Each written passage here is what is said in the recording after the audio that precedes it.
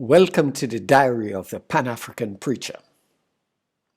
Booker T. Washington once said, "You go to school, you study about the Germans and the French, but not about your own race."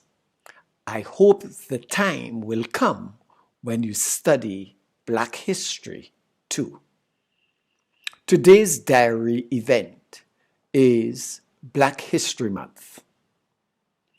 There can never be too much sharing of information about the history and achievement of persons of African heritage, given there has been a deliberate attempt at destroying African civilizations, defacing African monuments, corrupting African knowledge systems, maligning African spirituality, and stealing Africa's wealth.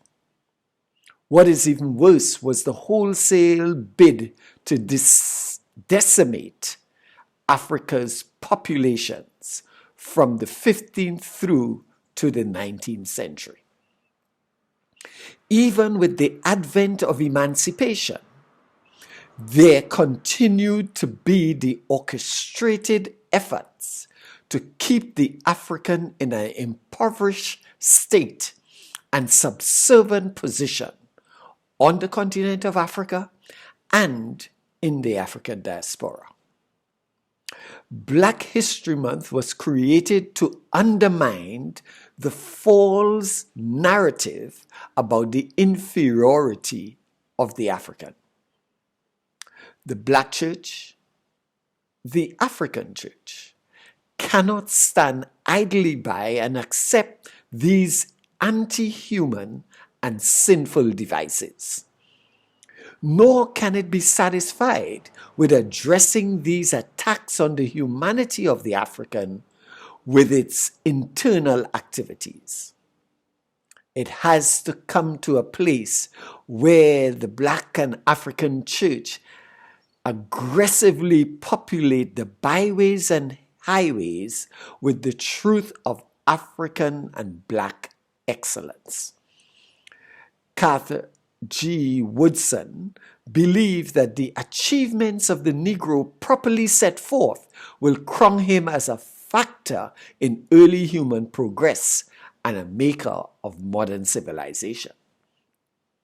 It behoves the Black Church and the African Church and those who are lovers of truth to continue to propagate the great achievements of the African.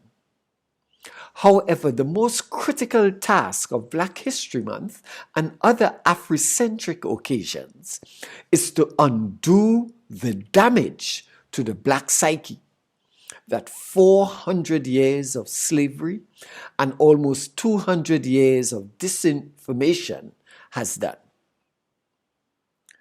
Many baby boomers, Generation X, Y, and Z, are unaware of their own history and almost totally illiterate of Africa's contribution to world civilization, past and present. Black history is world history, but the world shaped by white supremacy refuses to accept this, and so the struggle continues. Ashe.